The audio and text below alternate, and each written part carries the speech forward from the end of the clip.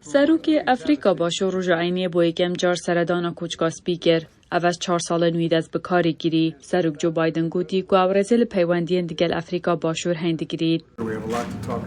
مگلک تش هنه دال لسر باغوین جبرکو گلک بویر هنه لسران سری جهان آروددن که هیم پی و مجولن نبتنه لکیشور افریقا جبر و یکی هیم بخیر هاتن از چاوره دانستاندن مدکم سپاس بود دما هوا که هین هاتی نویره.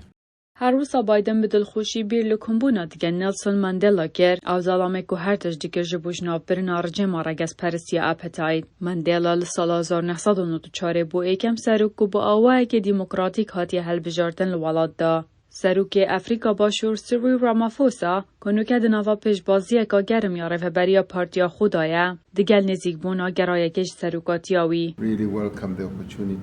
ام براستی پیشوازی و درفته دکن که ام لوی داره آماده بن دا که ام کار بن وان پیوندیان دریج بکن و بهتر کمپانیان بو و برهنانان بین افریقا باشور بو پیدا کرنا کارین بهتر. ام هر وها سپاسیا و دکن جبو پشتگیری و بو افریقا باشور و پارزمین افریقی دواره راوستاندن کووید 19 و درزین که پیدا کرنه.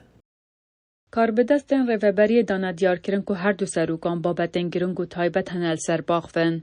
بتنه چندم جمیران بری کمبونه رامافوسا باشگرای رخنل امریکا گرد که حول دادت جاودیریا چالاکیان روسیا بگل افریقا. او ویگوتی گوچید بید پروژه یاسا وان کسان سزان بدادیم بو چونکا سر بخو هی. او تفلی امریکا نابید بو شرمزار کرنا هیرشان روسیا بو سر اوکراینا. دنگ امریکا بسیار جکوچکا سپیکر اره اوام بستا پروژه یاسایا. امریکا ول کسی نکرد گوتنا برام ما و کسی دن داخل بجیرن. چه بحثا اوکراینایی بیتن آنجی هرما هندو پاسیفیکی ام رزه لسروریه دگیرن. شروع و کار دبیجن کنو که هر دو ولاد پیتوی ایکن. افکلیک که گلکی گرینگ جبو هر دو ولاتان هر دو پارچبویی و دابشبویی نه لورا از باور دکم که او دکارن آلیکاریا هف بکن. اف یک جیل سر اصلا هستیاره بهتر ج اجنده که با آوای کی فکری هاتیه راگهاندن او بو خوشی پر گرینگه. نتنه جبو افریقا باشور لیبل جبو همو افریقا.